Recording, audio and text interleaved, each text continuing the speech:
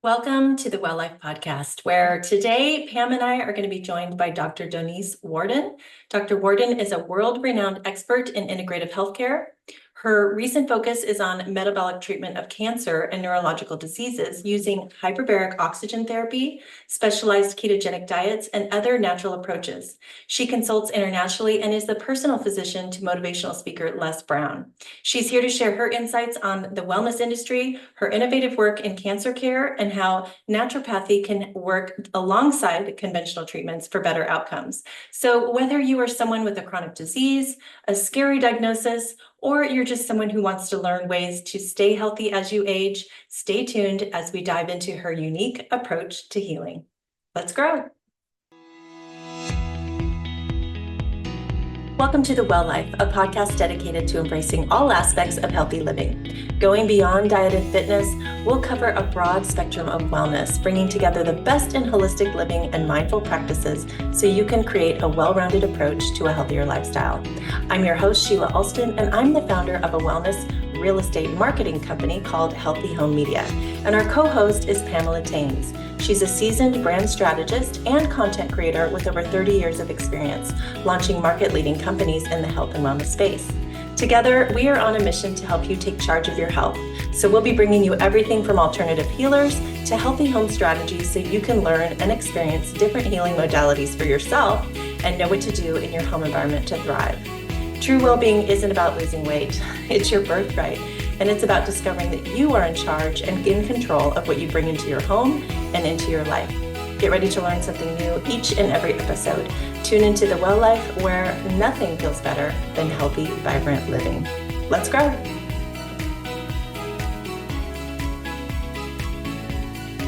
Welcome. I'm so excited because we've got Dr. Donese Worden here and also Pam Taines here. So welcome. Thank you for being here on the show. Thank you. Excited to do it. Yeah. Well, maybe before we get started, maybe you can tell us a little bit about your background and how you've become so passionate on your particular work. First, I'm a naturopathic medical doctor. I sit in the middle of the systems of here's alternative and here's traditional. So it's about what's scientifically sound. So as a physician, that's important to me. And I'm also a researcher. Mm-hmm. So I've been conducting and designing clinical research for many, many years. And I've been in practice for decades. So I have a lot of experience. And what has happened is over the past, 12, 13 years, started seeing more and more cancer patients and neurological patients as well, and saying there's got to be a better system. What we're doing is not working that well. So I dove in, I learned some new therapies that I think you're going to ask me about today. We'll delve into that. Got excited about somebody needs to be talking about this and researching it. And I'm very grateful and honored to be part of the groups, the national groups that are studying these types of therapies and looking at disease in a different way. I love that. So I've got a research company because of it. We want to clean up the health and wellness industry. I work with biotech companies in development of new treatments, a nonprofit to help educate cancer patients when they've had a recent diagnosis, and many other projects, longevity clinics, which is really the same treatments we're using to treat these terrible diseases are the same treatments that we can use to stay and be healthy. Awesome. That's so exciting. Yeah, wonderful overview. You have seen really an explosion in the wellness industry, haven't you? And it continues to explode as the mainstream medical system disappoints a lot of people for various reasons. So there's been a lot of criticism, though, as that wellness industry has taken off.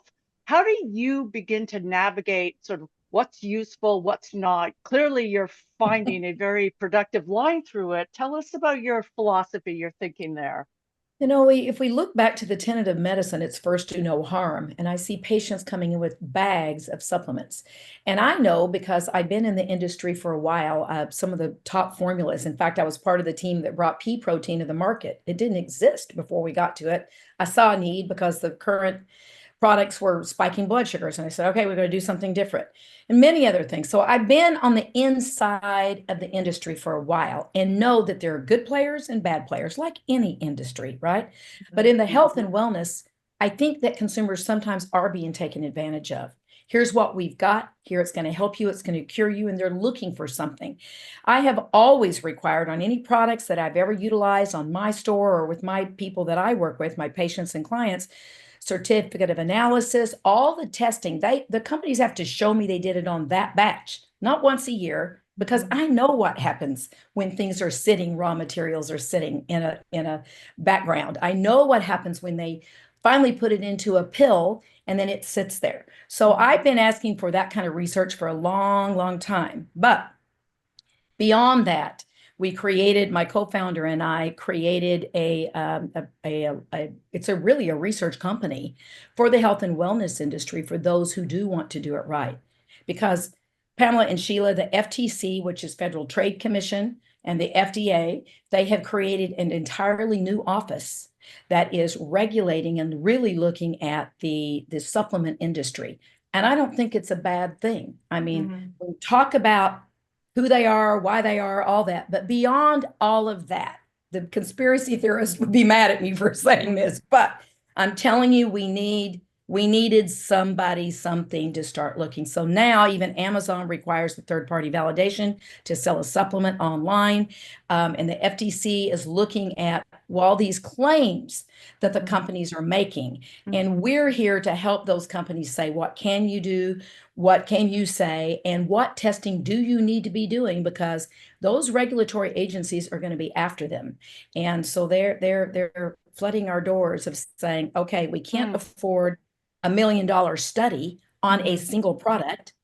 We can't do it. We have to close our doors, but we're saying you don't have to fit within a pharmaceutical model of testing things, but you do have to do certain things. So we created something that needed to be created to try to help the good players. What is the name of your research company? Prove it. I got tired of saying prove it. I mean, all these companies would say, well, we've got this, we can cure this, we can cure that. And I'd say, well, prove it. Show me the research that you have on your product.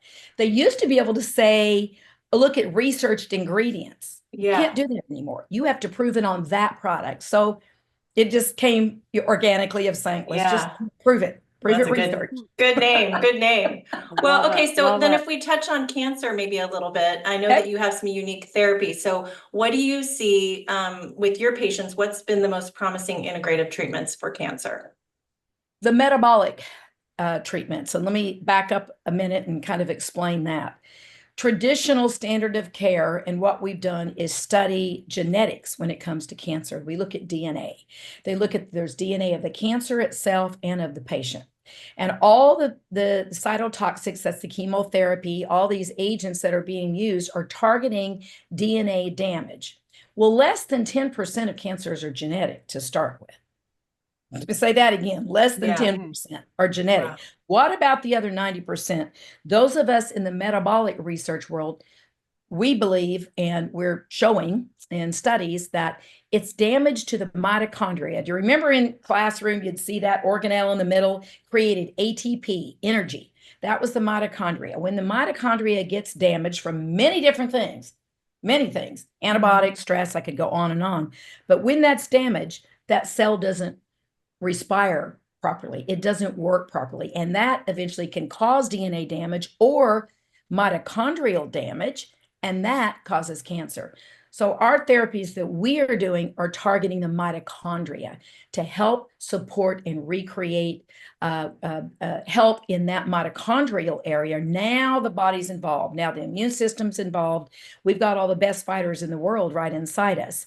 So we're activating and looking at mitochondria, not DNA. And that is quite a paradigm shift from the way things are in standard of care. So you don't have to believe that just because your DNA has, it's been in your family or something like that, breast cancer's been in your family, that it's going to be your outcome for sure, that there's other factors. Great question. I will tell you over 80% of, let's take breast cancer, over 80% of breast cancers have no family history, first of all.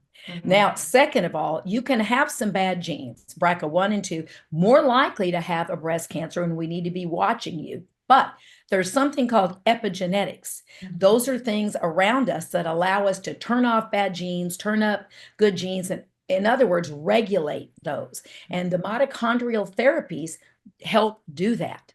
Good lifestyle, living, all those things make the expression down-regulate the bad genes and upregulate the good. Just because you have a gene does not mean it needs to express into a disease. It means that you may need to say, I'm going to watch more closely, and I'm going to be very active in the proactive things I can do.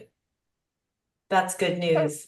Yeah. Catch us Yeah. up. It's scary when someone say you see it in your family running through, right? And you have that gene. And you go, Yeah. No, it does not mean you have to go down the same path. Yeah. So then, Dr. Worden, how is like mainstream medicine caught up to this? Or because this is nowhere close to standard of care, because aren't we still all stuck in genetic targeting with chemotherapies and trying to stop the mutations? Like, where are we at with bringing this in? Right. Well, they understand epigenetics. There's so many studies that can't be denied. We understand the epigenetic changes. It's just not where they sit. When you go talk to them, they're not going to talk about your diet and lifestyle and environmental toxins. It's not their training nor in their scope. What they know is once you have a cancer, here is the database. You have this type at this stage. This is what we do first, second, third. Now, they understand they're targeting DNA and they're doing the best with the information they have and the way the insurance is set up, the institutions are set up. It's all within this paradigm. And the poor oncologist, even if they would like to step outside of that, or having their hands tied a little bit. But, I work with the oncologists, not against them, because many of the therapies we do help their therapies work better. Some of the things we're doing help is called chemosensitivity. It allows them to use less, work better, and less side effects. So they like it when physicians like I am are saying, listen, if the patient is choosing this, if they believe this is what's going to help them and the stats look good, maybe you're killing a certain percentage of cells, and we all agree that's good, but the things that I'll be doing will not interfere with what they're choosing because they've chosen it, and we're going to work together. Now, there are some patients that go, no way, never, I'm not doing standard of care. Either they've done it before, they've had a reoccurrence, they said, not again, but they've seen a family member go through it. I ask them to always be open because we have testing to be able to look at how well are any of these therapies on either side going to work for that patient. That's what I go for. It's personalized. It's not a protocol. It's not a walk into my clinic, pay this amount of money, and we put everybody through the same thing. That's happening in the natural world too, guys. Greatly happening in that world. So both sides are doing it, but what needs to happen, in my opinion, is really personalized precision medicine and looking on both sides of the fence, what's the best for that particular patient. So you're still targeting DNA mutations, while at the same time really going to the heart of the matter, which is dysfunctional mitochondria, it sounds like. Part of it. So some of the new testing we've got, like liquid biopsies, certain types, that we're looking at the DNA, the RNA, and all the circulating cells around that tumor cell. We're looking at a lot more than just DNA. So it's part of the picture of looking at it. But I like the liquid biopsies because they've learned how to isolate the cancer cell from your blood. Take a blood draw, your cancer cells. Usually you couldn't keep them long enough to study anything. They keep them alive long enough to test against all the different agents. That's the standard of care agents. And let's say vitamin C, and let's say metformin, all the things that people are reading about that will help with cancer and neurological diseases.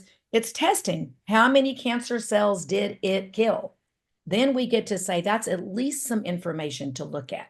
What happens in a dish doesn't necessarily happen in the body, but it is something. And I am finding quite good guidance by looking at it that way with my clients and patients. Well, so I just recently read a book called Reversing Alzheimer's, and I don't know if you've read it, but that doctor, she uses ketogenic diets and oxygen therapy for her patients. Yes, and it's actually they're testing and they're seeing actually huge results from people reversing their cognitive decline. And so it's interesting because Pam said that you're doing some of the same treatments for cancer. So maybe you can elaborate on that. Well, cancer and neurological. I work both, right? So it is hyperbaric oxygen, hundreds and hundreds of studies, and many of them still going on. We know that it works in neurological disease. We've known, those of us that have been at this a while, we've been doing it for many, many years. But I'm glad it's catching on in different areas, right? But we know in cancer, we know how it's working, what the mechanism of action is, why it's working, and the studies are really proving it through and through. Neurological diseases, ALS, Alzheimer's, Parkinson's. I will say Alzheimer's and Parkinson's, those studies are ongoing, but clinically, I know it works. I've seen it. I've documented it. But the others, as far as a TBI, a traumatic brain injury, let's see, dementia, other things that has been, it's really showing and has already been proven in the statistics. Stroke is another one. We used to say if you had a stroke or you had damage, those neurons are dead. You can't regenerate brain. We were wrong.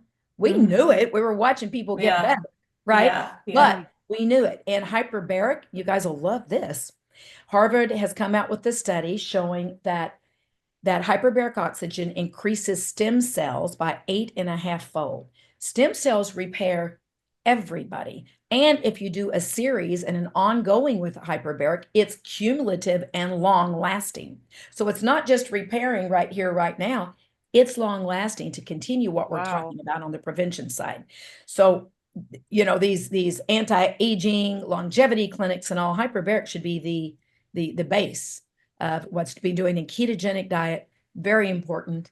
That has always been in. So I will shout out here a little bit, Dr. Tom Seyfried at Boston College, one that's written the book, Mitochondria, cancer is a mitochondrial disease, but we know it's same therapies for neurological, but his research, and Dr. D'Agostino, he's funded by the Department of Defense and NASA.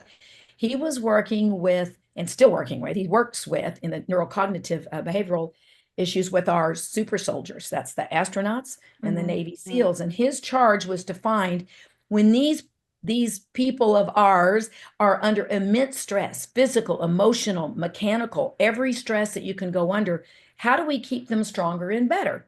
Ketogenic diet and hyperbaric were two things that were really showing up well. And he noticed in the microscope, oh my gosh, it's killing their cancer cells. So he connected with Dr. Seyfried, who had already been showing it in rats and mice and was bringing back what we call the Warburg effect. And so then those of us that heard when that happened, clinicians jumped on board and said, we're in. We want to start using it in patients. So I will tell you a difference in Parkinson's. You can see it immediately. If they have to stop their therapy for whatever reason for a week, they come in, they can't speak again, they're shuffling, flat affect, their memory is gone. And in a few sessions, they're back. So I'm excited that we're looking at it for treatment, but I think we also need to be looking at it for anti-aging. We have a lot of stuff out there. Okay, so two things that come to mind. One is the ketogenic diet. So the book that I read, she said that she recommended it like quarterly, but not something you do for a whole lifetime. And what are your thoughts on that? I think it's good to bring it in and out. There's no research to tell us that quarterly or once a year or whatever. I usually look at if patients do have a family history or they have their own history with any issues like this that I know these work with, then I will say, let's do it more often. But I do think the body likes to take breaks from things. So I'll get them on a Mediterranean diet and go into ketogenic. It depends, but it certainly won't hurt anyone. If you want to kill off a few cancer cells that are floating around, which we all have, why not? But I would say you need to do it for a good 2 or 3 months ketogenic for it to do what it needs to do. But then like, I just firmly believe that like fruit is meant for you to eat, and you can't be on a ketogenic diet and eat a lot of fruit. But like, if you are weaving it in and doing it cyclic or, on a cycle, then, I mean, at least for me personally, I feel like then that would make more sense. I love fruit too, but I'm going to change your paradigm in thinking here. Everything that you're wanting out of fruit that's healthy, the antioxidants, the polyscience, all those things, they're in vegetables without the sugar. So you're not missing anything. Now, in the ketogenic diet, we allow and we want a handful of berries. Berries are low sugar. They're better. They've got more of the things that we're after. The melons are pretty much worthless. So the berries are good. You can have it. But if someone has an active cancer, we need them in therapeutic ketosis. We tighten things up. But if you don't have cancer, you don't have to go and be as tight on that ketogenic diet. You don't have to be as high in fat. You can be a little, you have to, we can look at it. What are we trying to accomplish? But if you have cancer, that is low protein. People think it's Atkins. It's not. If you're too high in protein, you can't get into ketosis. Oh, nice. So they're not doing it right. They're losing weight and going, yay, ketogenic diet, lost weight. They didn't do it right. If you're doing it right, really the right way, you not only will lose weight if you need to, but you can gain and hold on to muscle if you have cancer, which is the things we worry about, losing weight. Hyperbaric and keto help us keep the muscle. And you're doing low or no carb, no low or no carb, sugar, and carbs. You're doing high fat, kind of a moderate or slower amount of protein than you would think. And we're having to add in some vegetables because we need that piece you're talking about, which is important. You need to calculate macro and micronutrients, make sure you're not depleting yourself of these important things. But most people aren't doing it right. Okay, and then one more thing is the second thing was the oxygen therapy. I'm wondering if you've heard of LiVO2. Because it's not hyperbaric, but they call it, what do they call it? It's kind of, yes. I was one of the first clinics in the country that put that in my clinic and tried it. So there's not much you're going to bring to me that I haven't tried and done. Okay. Yeah. Now it's good. It's one of the things that Dominic is researching for the NASA and all that. It has benefit for athletes, for other things like that. But when we're talking about cancer at this point, the thing that has the research that I say, if I've got somebody's life in hand, I'm going with the bucket of research that we know, and it's hyperoxygen. Okay, great. Okay, I have a stupid question. There are stupid questions. So how do you eat and sustain for a few months a mostly fat diet? Like, can you give us an example of what a day would look like? So, well, let me tell you what it does first, so you get excited about what it does. So most cells in the body use glucose for its fuel. Okay, that if it doesn't get inside the cells, you have diabetes. But glucose isn't a bad guy, and it's a feeder. Most cells, including cancer cells, it's its favorite, if not its only fuel. So if you take that away, what can the body use for its fuel? When you take those away and you have fat on board, either your own fat that you can burn, or you're putting in olive oil or coconut oil, all the good oils, then your body turns that fat into ketones. Ketones are clean fuel. They're strong fuel. The brain loves it. That's why people say, I can think, I'm clear, I feel great, I have energy, because that's the best fuel the body can be using. So ketones, the cancer can't use. It can't use ketones. So what can it eat? Nothing there. We're going to starve it down. It's a bad word, but that's literally what's happening. They don't have anything to eat. No sugar, no carbs, and they have ketones. They can't use the ketones, but your body uses the ketones, and it's a better fuel than the sugar stuff. Okay. So it looks, if it depends on if you're trying to be a therapeutic, if we have a tight control, we've got an active bad cancer, we're getting into therapeutic ketosis. So probably 70% of the diet is fat. Okay. Maybe it depends on the person. 15 to 20% is protein, and the rest are those few little carbs that you are getting from your vegetables, and maybe a little handful of berries. And that's it. Wow, that's tight. And what kind of fats are you recommending in that context? So again, it depends on the person, but fasting is part of it. Victor Longo and all his studies, it's part of the same community. So it's anti-aging and it's fighting these things. For people who don't have active disease right now, trying different ones. Intermittent fasting is you can stop eating at 6 p.m. at night or 7. Don't eat again until noon the next day. You need to look at your blood sugar, make sure it's regulated. There's things that need to be looked at to do it. That's an easy one for most people. You just shorten the amount of time that you're eating. You only eat within, noon and 6 or noon and 5, and make sure you're getting your calories and your nutrients. Others is do a water fast once in a while. You got to do it right or you're going to crash. There are many different ways. And I tell patients, you have to understand it, make sure your doctor makes sure you're okay to do it, and try the different ones. And even the one you love the best, it's good to shake up the body. If it gets used to a routine, it stops listening. With cancer, we have what we call press pulse. Some therapies we stay on and we push and we don't let go. Ketogenic diet, meditation to handle the stress piece, because that feeds cancer. That glycogen stress feeds cancer. We don't let up on that, but other things come in and out. Hyperbaric has a protocol. You're in so many days, off so many days. A lot of the therapies that we're doing, we're pulsing because you got to outsmart the cancer. They're even seeing this with chemotherapy. Right? So how do you know if you start eating the fats? How do you know if you're in ketosis, and You got to what? What Right. measurement do you need? The Keto Mojo is the best way to start. You poke your finger, it shows you glucose, it shows you your ketone, you calculate what we call a GKI, and we know for sure what's happening. Keto Mojo. You can also eventually go into a breath one, and then you just blow into it, and it tells you your amount of ketones. Most people, when they've been doing it a while, they know they've got their diet down, they know where their numbers are, they know what throws them out. Aunt Mary came to dinner and they got stressed out. They know they're going to have to either take ketone salts or fast for the next day to get back in.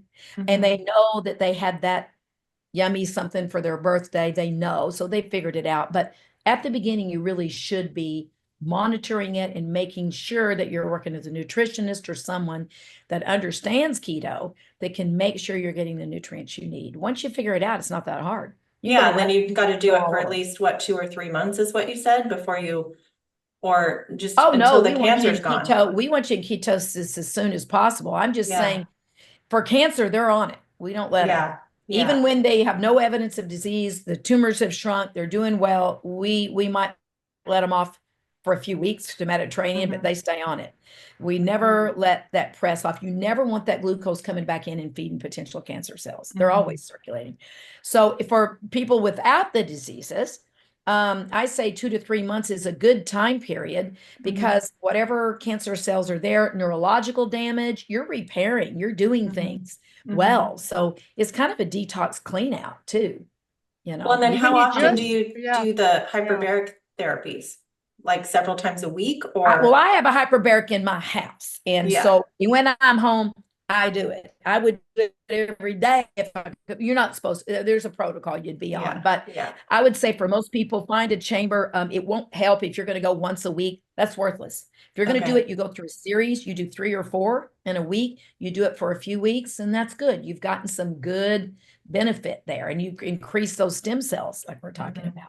So it's in and out, and it's very personalized. But if you can get a soft shell in your house, that will save money in the long run. So they go into the centers. But if you have cancer, we have to go into what we call a hard shell to get into a deeper dive into a 2.1, at least at the beginning. And then I can switch them into a home unit of soft shell. How long are you in there? And what exactly is it the hyperbaric chamber doing? Right. Yeah. You're in there for about an hour for most people, even those with cancer. It depends on what level we're at. If they're in a soft shell, we have to go an hour and a half, a little longer, and a few times a day instead of once at the beginning. But mostly you're in there for an hour. What it does is it creates pressure, like if you're going underneath the sea or you're on a plane, it pressurizes this tube that you're in. And what does that do? You've got oxygen going. You're either breathing it or it's in the tube. And it takes that oxygen and it concentrates it inside your red blood cells. It gets into your blood. So now when that blood, because very little of it gets into our blood regularly, but with all that oxygen floating in the red blood cells, it goes to all the tissues and the organs where it needs to go. When you have oxygen, you have healing, you have anti-inflammatory, you have antimicrobial, which means it's fighting chronic infections and even current infections. I could go on and on the list of what hyperbaric does with that oxygen. It's fighting everything bad and increasing the body to do all the wonderful things that it knows how to do. Crazy. So these are the same chambers that came out of scuba diving? Yeah. It's exactly the same technology, right? Because you realize that Dominic D'Agostino was studying all that because his are divers, his are the Navy SEALs, and was seeing what he saw with the microscopes underneath, and he was looking, going, okay, we know what cancer cells look like in the blood. And looking, he was like, wow, apoptosis, these cancer cells are disintegrating. That's when he started saying, okay, we got to start looking at cancer with this. So yeah, it's the same chambers. Wow. How do people respond to being in those chambers? I'd get claustrophobia. A lot of them are all glass. It depends on which one you go to. Your glass, you look at neighbors, and you can go sit in it and say, okay, I can do this. You can lay in it, and they can say, we can get you out. They get you psychologically ready to know that you can do it. Some of them, like the soft shells, have a little place to look out, but you get used to it. I haven't had anybody yet that was claustrophobic that we couldn't in steps get them through it. Whatever they needed to do. And are you supposed to be like meditating when you're in those things? Or are you supposed to, can you work? Can you be on your phone? Like, what are you supposed to do? No. So you should be meditating. But you can read a book. It depends on the type of chamber, but you can't take anything electronic in there. It could create a fire. Okay. So you have to be in cotton clothing if you're going to a hard shell. The soft shells, you can get away with a few more things.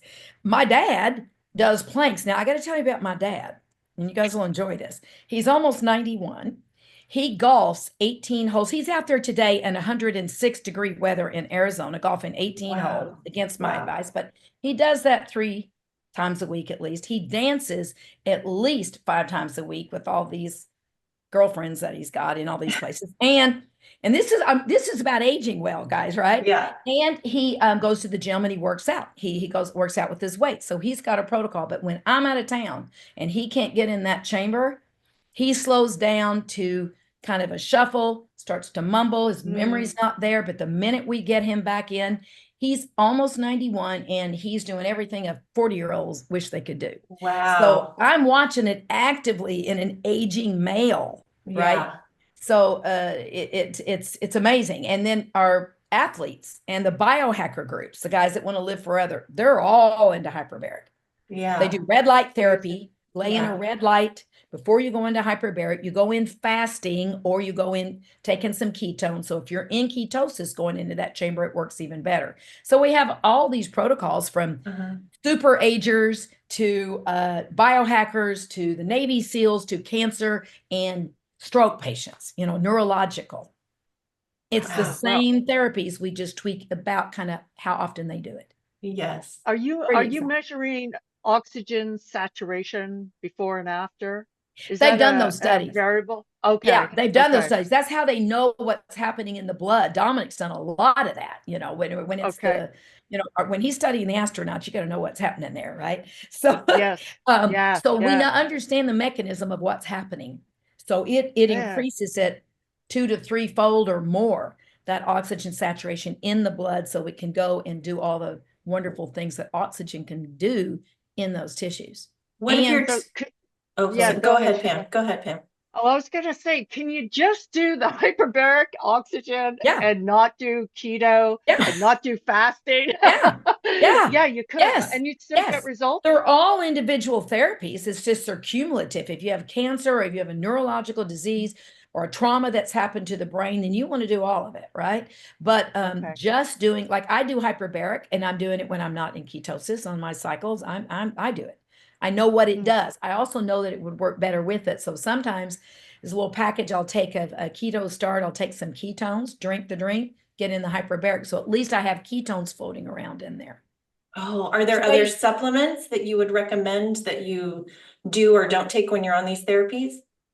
That's very personalized. Okay, I'm yeah. very particular. I'm a more is not better. Patients Okay. are coming in for anything and everything, chronic degenerative diseases, and they're on so many things.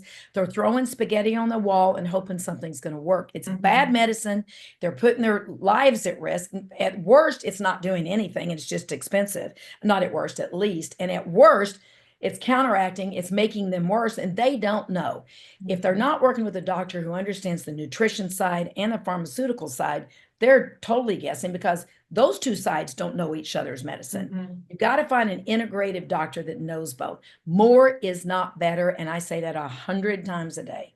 Well, More is so that leads me to the question of how do you know if you've got the right provider? Like, are there certain questions that you ask to know if they know both sides and that they're truly an integrative forward thinking? Yeah, it's a hard one. I mean, integrative medicine, you would ask the question, where do you sit when it comes to traditional standard of care and using alternatives? And if they say, well, I think that's all a bunch of bunk, either way, I would say, I don't think they're the best provider. You want someone who says, I will look at everything in the scientific literature that will be best for you once I know you, I know your body, I've looked at your labs, I've looked at your imaging, you've answered my questions that take an hour and a half to fill out.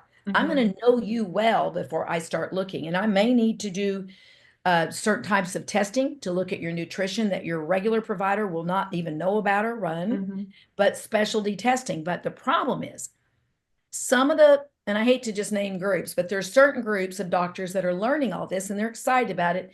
And a patient will come in and they're going to run all these tests on them. thousands and thousands of dollars of these cool tests. And then they know when this comes out, this supplement goes with this. So now the patient's coming out with 20 supplements and a lot of testing. And I have found that if you just listen to the patient, you ask the right questions, most of those answers are right there. I don't think we need to spend thousands and thousands of dollars on testing. I think that there are some tests, if you can't figure it out by listening or looking at that, then spend the money to do it. But everybody that comes in doesn't need to get this plethora of, we're going to run you through all this. We're going to look at your genetics. We're going to look at, that's fun. If you have the money, you like it, do it. But if you don't, I think sometimes it's overkill. And I love that you just said that, because most physicians, when they send you for these tests, they don't even interpret them for you. And what they do interpret like makes no sense, and they don't really tell you how to act on them. So that's fantastic that you said that. I want to get back to neurologic disorders. So are you saying that the same underlying mechanisms for why hyperbaric, fasting, ketogenic diets work in cancer also apply to neurologic disorder? In other words, the neurologic problem is fundamentally mitochondrial dysfunction. Right. So it accelerates wound healing. It promotes growth of new blood vessels. It supports the tissue repair and regeneration, the stem cells and many other mechanisms, and it improves your immune response. So if we're decreasing the inflammation and increasing the right kinds of your immune system, that applies to your neurons as well, right? That because neurological diseases have usually an underlying inflammatory process. So it creates neurogenesis, that means creates new healthy neurons, and it provides neuroprotection. So it's protecting the cells from whatever disease is hitting it. It helps it grow more neurogenesis, more neuron protection. So these are all, and we're learning more for each disease. I see the least studied right now, but it's studied. And again, clinically, I see it as Parkinson's and Alzheimer's, but I see it. Those of us using this know it'll catch up, research will catch up, but it's in process. But traumatic brain injury and stroke, we know stroke is damage, death. Those neurons are dead, supposedly never coming back. And we're getting neurological recovery with hyperbaric. So it does a lot of great things. Yeah.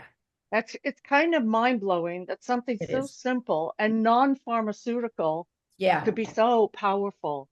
I just like this will be fought tooth and nail, by the mainstream. Well, I was listening to Gary Brecka. I don't know if you know who that is, but he was a human biologist, right? And one thing that he said that stuck with me is that every diseased cell is lacking oxygen. Yeah. And I was like, wow, that's powerful. It makes you want to deep breathe. One of the things that can be lacking. That's right. Well, oxygen, nutrients, the cells need a lot, right? They need certain things, but oxygen is amazing. Think about it, guys. We, whatever your belief system is, God, Buddha, nature, it didn't screw up. We're built really well. We usually have what we need. And if we put in what we need, take out what we don't, the body knows how to heal. The problem is our environmental toxins, all the things around us, the stress that we're under, our bodies were not built to tolerate our environment right now. So we need these extra therapies that will help our body get back to its own healing properties. So yes, they do their own thing. They do all the things they do, but they're also, what I love is tapping into that innate ability of the body to repair itself. And most of it starts at the mitochondria. If you don't have ATP, that energy, you have no gas in the car. I don't care what kind of Ferrari you've got, it's not going to work. So mitochondria is where that oxygen exchanges and all that. It's beyond oxygen. It's really mitochondrial, and that's where all our studies are around. How do we protect it? How do we stimulate growth? How do we help those mitochondria function better? I feel like I've seen a supplement called ATP. Is that something that you should be taking? There's hundreds, and there's probably 100 more today. That's why we patients ask me every day, what about this company? I said, I can't keep up. What I can't keep up with the science, and I know which ones I believe in, and I know which claims they can and should be making. And if they're making claims outside of that, you need to run the other way. If it's too good to be true, run the other way, unless it has science. Hyperbaric would sound too good to be true, but we've got research to study it. The good companies are going to be studying their product. They're going to say their product was studied and showed this, this, and this. But wouldn't it ultimately be better to produce your own ATP instead of taking the supplement? Absolutely. And so you're producing that by doing the hyperbaric chamber, or what else are you doing? Well, that's one added benefit. Well, first, meditate, do yoga, exercise. I cannot express how important that is. That creates the oxygen that we're talking about. Exercise, movement, getting your stress levels down with meditation, prayer, whatever it is that you do, walking in nature, nature cure. Those are two important pillars. You got to make sure your bowel movements are working well. Your mitochondria is set. The mitochondria and the microbiome are off. You're in trouble. Your immune system's in trouble. So you got to go back to the basics. You know, how am I sleeping? All those, I call it the 7 pillars I put people through, and just rate yourself in these areas. If you're struggling in those areas, that's a disaster, a recipe for disaster at some point.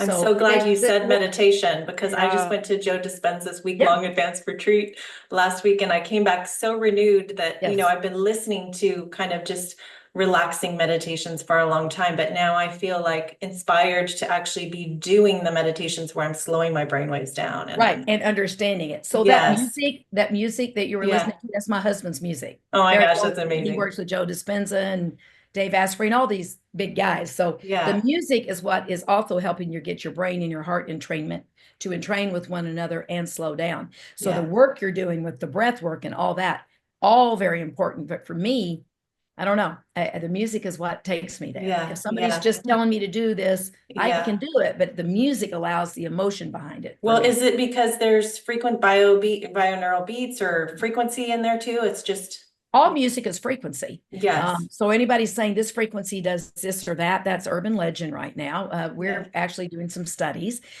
We know with cold lasers what certain frequencies do and all that, but we've got a big community saying 444 does this, that. We don't have any science behind any of it. Now, music is all frequency, but we do know brain waves. We do know what frequency they're at in high beta when we're up here, or when we're in a slow delta sleep. So the music is modulated. It's in the heartbeat per minute, that the beat of the music does this. You can use binaural beats, but you don't have to. They work with both. But it's about getting your heart and your brain to slow down. The waves make them orderly rhythms, same height, same width. They're matching each other. When we're in that state, we're in deep repair, sleep repair. We are actually repairing DNA. We are detoxing the brain and the body. People with neurological, if they're not sleeping, the brain can't do its detox dump. It literally detoxes fluids, toxins out of the brain when we're sleeping. So there's the basics are very important. Having a good community around you, having friends and family, and having a spiritual belief system. I don't care what it is. I'm not talking religion. That when you're able to say, it's all okay, no matter what craziness is going on around you, that you can say, I'm all right, the world's all right, we're going to be okay. When you can float in that space, that's when great healing happens. That's when we see spontaneous remissions of cancers that, patients that are given 2 weeks to live or months to live, and it's 7-8 years later. But they know they've got to be able to get in that state at least once a day. Yeah. And Joe Dispenza is a great educator and teacher. Why the neuroscience, why it's doing what it's doing. And I think that gives you the motivation to want to do it, because you understand that your blood chemistry is changing, you're lengthening your telomeres, you're doing all these amazing things. That study is going on at UCLA. You probably saw Dr. Hamed, they showed you some of the research. Yeah, Barry and I work with that group a little bit too. They're using Barry's music. I'm part of that group too. It's amazing to think that we can prove that we can really heal ourselves in many ways, and not just ourselves, but other people. Now, talk about standing medicine on its head. But Absolutely. That's out of UCLA San Diego, and that's hard science showing those changes. So it's just motivation to say a lot of this is in our control. With our environment, the people we do that we're around, the work that we do. Are you in a job that you hate? Are you doing your passion and purpose? Do you feel motivated when you get up in the morning? All those things, the body knows what to do. It'll repair itself from a lot of things if we put ourselves in that kind of environment. Well, it's just You're, so inspiring to hear that it's empowering, because then it's like Yeah. we can take control of our lives instead of just feeling like it's the luck of the draw that we got this Right. terrible diagnosis and now we're Right. on this path to death. Right. Right. exactly. And it's interesting. Some patients really want to know. They'll have a recent diagnosis. They come to me, they tell the oncologist, I don't want to know. I'm going to go talk to Dr. Worden. I know what that prognosis is. That means I know what standard of care would give them. It might be 2 months, but they hear, I can extend your life. I can double your life expectancy. Now, who wouldn't do something that would double your life expectancy? We're talking from 2 to 4 months and being ill with chemo. So sometimes the patient wants to know because they're empowered with the information so they can make the decision and not be stuck thinking I have to go through that same path. I tell patients for every type of cancer, there's a documented survivor. Why not you? Now, there's false hope and there's hope. But I will tell you this, in general, I think in medicine, we don't give enough hope. The minute there's cancer, you're in this book. Here's where you fit. This is your life expectancy. If you do stuff with us, radiation, chemo, and surgery, here's your life expectancy if you don't. We don't have the data on the other side to say if we're starting to get the data with hyperbaric, keto, and all that, and we're clinically seeing it. So, it's the patient. Do you really want to know? For your neurological, I tell patients, I see they have Alzheimer's going through their family. And I ask them, do you want to know if you have one of the gene markers that will put you at higher risk? If you're going to sit there and worry all day, every day, because you have that gene, that stress you're creating is bad. I said, but if you're going to look at it and go, okay, I kind of thought I might have had it anyway, you're already worrying about it. And now you either don't have it, so let it go, or you do, and you say, I'm going to keep up with the latest and greatest and know that there are treatments and there are things coming down that are going to help me. And I'm just going to stay abreast of it and not know that I'm going down that pathway. So it depends. Do you want to know? Do you know? You know And what's so everybody's interesting different. about what you're saying, Dr. Worden, is you remember the supermodel Elle McPherson? Yeah. Do you remember Yes. her? I mean, Yes. she's stunning, right? And she Yeah. still looks stunning, but she just had she had a breast cancer diagnosis. Yeah. She has the Yep. gene, Yeah. and she went through 2 lumpectomies, and then Yep. she decided to refuse standard of care. Yeah. And what I find so interesting about what you're saying is she actually went to Arizona for treatment. I'm not sure where. Yeah. She did so many different modalities, like it was everything. And what you're saying as well, you have to look at kind of a multiplicity of things. You're not just meditating, but you're doing the diet, you're doing the chamber. I mean, that's really important. Cancer is smart. It's very smart. You can't hit it with just one angle. There are many things around that cancer, and you got to hit all the angles that we know of it, all the least toxic ways we know of, and the strongest ways. It depends. An aggressive cancer, we got to go hard at it and fast. Even if the patient's toxic for a while, we support them through that. Chemo may make sense. If I get this liquid biopsy and it shows me that a certain checkpoint inhibitor and chemo is going to kill 89% of their cells, and they're going, I don't want to do chemo. I don't want to do chemo. I said, just keep an open mind for a minute here. Let's look at this. If I showed you that therapy is less toxic, it also looks at how toxic it's going to be. It won't be as toxic. It's still going to be toxic. You're going to feel like crap, but it's not that toxic to end up in the hospital, maybe, but it's going to really kill that number of cells. And there's nothing on the alternative side looking that good. You might change your mind. People come in set in their way, what they think they want to do. And I say, please erase everything. Let's walk through this together and let's look what you need. Not come in and pay $100,000 and I'm going to put you through all these IVs. I'm going to do all this stuff and hope something works.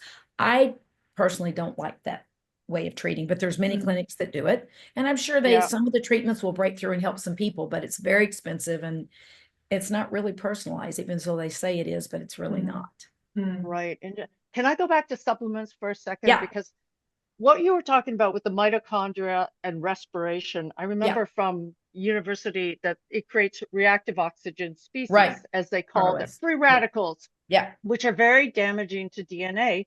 And remember that whole movement where everybody was taking antioxidants? Yeah. And then they were like, do we really need that many? Like, is there a role here for antioxidants as well? There are, but if they're doing chemo and it's an oxidative chemo, I can't put antioxidants on board. It's going to work against what they're trying to do. It depends on where you're at and what you're trying to do. The general person, if you're eating a really healthy diet with a lot of fresh fruits and vegetables, not a lot of fruit, I'm going to say a few fruits and a lot of vegetables, right? You're getting antioxidants. I would assume, and you can test your antioxidant level. If it's good, why do supplements? If it's not, and you're not eating healthy, or you're traveling a lot, you're on a plane, which is like, across country, getting 10 chest x-rays, you're getting free radical damage more than just being at home and going to work. You have to look at the environment the patient is in. Are they having a lot more free radical damage? Are they out in the sun a lot? Do they what's going on? We may need to add on some antioxidants, right? But if they're not, I think we need to rely more on food and nutrition than supplements. But I do believe supplements have a role. And in today's world and environment and the way people eat, most people need to be on the basic supplements. Most people. So are you also recommending probiotics? Because if you're limiting fairly radically your vegetable intake as well, are you not affecting the microbiome? Well, if you're doing keto and all that, then you're doing keto. Yeah. You're doing things, if you're doing it right with somebody who knows what they're doing, you are repopulating and doing that. Probiotics is very interesting with the microbiome right now. I'm working with the top researchers in that as well. I have been for a while. We believe that there will be particular probiotics identified for different types of cancer, for different types of things. Wow. We're going to get to that point. Right now, we're not there. And we also know some probiotics can actually work against us. So what I tell patients is if they have, it depends on the type of cancer. I want to do the probiotic, prebiotic with food as much as I can. I might recommend a probiotic, but a lot of times I don't because we don't know enough yet, but we're doing it with the food. People who are not ill, I say rotate your probiotics. Use this brand. When that bottle's done, use another one, because they all have different types. They have different amounts. They're processed differently. Let's hope we get the ones that are going to be beneficial for you. So rotate your brands. Great. That's smart. That's fascinating. Gosh. You're so refreshing because you're so direct.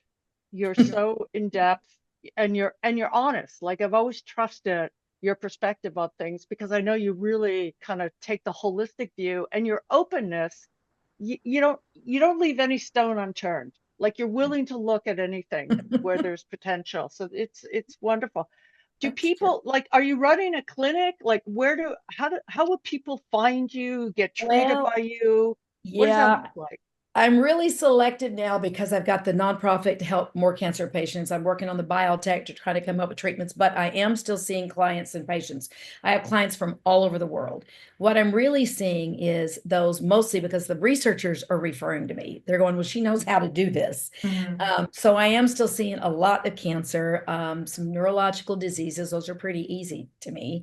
Cancer is more complicated and complicated cases. If somebody calls and says, I just want to bounce my hormones, I just don't do that. There's plenty of doctors that know how to do that. I take the cases that are difficult or complicated or really need my help.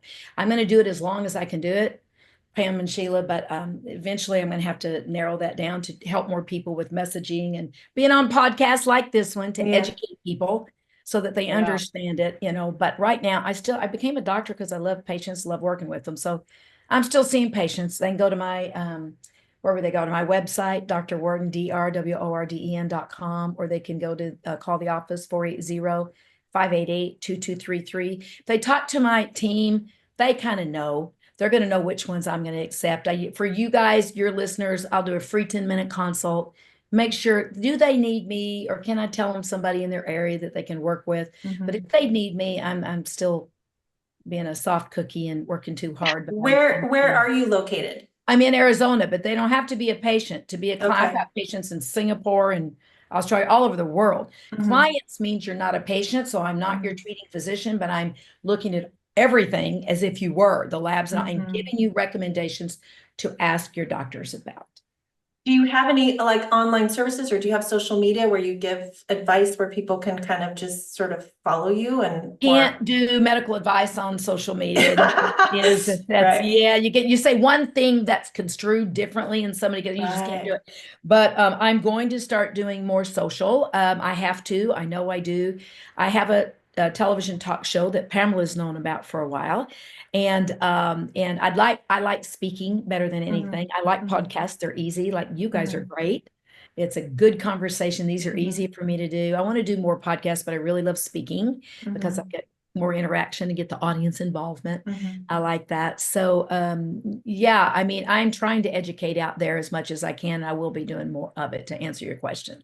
For now, I say I'm supposed to be in the clinic 2 days a week, but it's every day, and that's okay. And I work weekends, and I always have. That's not changed. So I love what I do. I'm passionate, and I feel that I'm helping, and I can't stop because I know that I'm helping. Well, the world is a better place because you're here. Thank you for all your research and what you're doing. That's amazing. Such a great conversation. Thank you, Pam, for introducing me. Yeah. She's the best. She's the best. So can I sneak in a question about how did you get to be a physician to Les Brown? I'm a big fan of his. Can you talk about that? Yeah. So Les was at an entrepreneur meeting group with me. He was on the stage talking to these entrepreneurs. I'm a member of the group. And he walked out and somebody mentioned to him about me doing metabolic cancer therapies. And he said, well, I have cancer and I don't like what I'm getting. It's not, he had to start a conversation with him. And I said, well, let's just talk. Well, after he talked for a minute with me, that was it. And so now he's on the stage saying she's the one keeping me alive. And he's doing well. I mean, extremely well. I'm going to knock on wood, but he's doing great. He's not doing everything yet. I'm going to call him out on that. In fact, I was texting with him today and his team, and I said, get him to finish doing this. Yeah. So he's doing it. He's doing great. He's, I think he's almost 80. And I'm on a 9-city tour with him. It's a power tour of motivational speakers. Mine is really about advocacy, about being an advocate and being not afraid to speak up when you need to. My story started with my mother in the hospital. I was a first semester medical student, and I could see what was going on. The doctors were saying otherwise. And I'm like, you know what? What do I know? They're the doctors. I'm just starting school. I spoke up. If I hadn't, she would have died. And so it taught me right then and there the failing of just the medical system in itself, but empowerment of speaking up when you need to. So mine is about being an advocate for your own health, for your loved one's health, your community, because who else is going to do it more than you? And it could be for the world. So I'm really on the path of advocacy and being brave and speaking up when you need to. Your inner knowing knows. Yeah, we were talking about that. It's like it might work for somebody else, but if you have that strong inner knowing that it's not right for you, you don't want to ignore that. You want to ask questions. To trust your gut. Yeah, that's my whole talk is learning to listen to that intuition because it's usually right. A lot of information going in there and history that you have, all those things that the doctor doesn't know. So you want to listen. You don't want to be disrespectful, but when you get that hit, you better listen. Because we all have that experience of, oh, if I'd only listened, right? I knew it, and I didn't listen. So my talk is really about you better listen. At least just to close off, where do you see the whole wellness industry going? I mean, is it just more crazy stuff, or like? Well, I will say, and I never really thought I would be saying this, is that the FDA and the FTC are playing a role in a good way right now. There's a lot of marketer players trying to make a profit off of this, but there are a lot of people that have woken up to say, I don't want a medicine for this. Is there a lifestyle change that I can do that would correct this now? So they're becoming more proactive. The older generation, some of them, like my dad, are like, he's on no meds. He's doing everything. Crazy. There's a few like that, but most are like, well, my doctor told me, and I can't question them. It's still the God complex. We're getting out of that. The younger generations are going, no. I want to ask questions. They're listening to a bunch of influencers that are wrong sometimes. The influencers giving them bad. Yeah. So I'm really about where is the truth? Who can you trust? Who are the voices that are strong and responsible? And let's listen to them. Great advice. Yeah. Well, I guess we could keep talking forever, but one last question, if you're on high blood pressure medication versus you hear that beet juice is something that can help with blood pressure. I mean, what's causing the hypertension? Always that's the first step. When somebody comes and says, I've got this, I say, what's causing it? Well, I don't know. It's not about what's the treatment. It's what's causing it. When we find that, then you can say, what's the best treatment for that? And I will tell you that sometimes that for older patients, especially, a little bit of a low dose antihypertensive can keep them from having a stroke and this and that. We have enzymes that work the same way, but I'm hesitant to say it out here because people are going to go, I'm going to stop my blood pressure medicine and get on some enzymes. Yeah. But done the right way, you can. And invariably, I don't know a patient I haven't been able to get off their blood pressure medicines. So, but first, what's causing the problem? Yeah. Oh my gosh. Well, thank you so much. We're Incredible. at an hour, so I don't want to waste your, or like take more of your time then, because I know you're a very busy person. But thank you so much, Dr. Worden, for being on the show. Thank you both. And thanks for Pamela for introducing me to Sheila and her wonderful podcast. I hope this gets to some people that it can help. Yes, for sure. And Donese, when is your Les Brown talk? How do people find out about that? The first one is in LA. It's in October, and I'd have to look it up. But if they go to Les Brown's, just look on his stuff and social and all that, it's out there. But it is in LA. It's a 3-day thing with some powerhouse speakers. It's a motivational raha thing, and it's far less expensive than a lot of the other big stage ones. And there'll be a film crew there, documentary, doing some things with me on my talk. And so it'll be fun. I wish you guys could come out. We've got a powerhouse of some strong females coming to that thing. They'll males too, but it's going to be fun. What's the name of your talk? Wonderful. Is that something you do regularly? That is my new signature talk that Les worked with me on. When Les said, you need to start talking, I said, but there's a million topics, you know? Yeah. And it turned into the advocacy. And I've got a cool name for it. I can't remember it right now, but that's not for 3 weeks. It's not in my, no, it's 2 weeks, I think. Yeah. Not in my head yet, but it is really about being, having the strength to speak up and being an advocate. And I take them through the 7 pillars. That's fun because we talk about poop and what's a normal poop, and everybody wants to know all about that. It's fun. So if someone goes to your website, they're going to find out information about. No, they're not going to find any of that. No. Okay. No. So but if they call my office, 588-2233, and I think they have been posting some things on my social media. I think I have Instagram and Twitter and all that. There are some posts on there about the Les Brown thing coming up. Okay. So they can find it on mine. Just Dr. Worden, whatever it is. Pam, I'll get it to you guys later. Yeah, get it. I'll post it on here once you get it to me. Yeah, I'll get my team to give it to you. But okay. I am out there now. At least they're posting these things that are easy for me to post. Great. Wonderful. Thank you so much. That's so great. You're welcome, You're amazing. guys. Thank you. Thanks for your great work. Take care.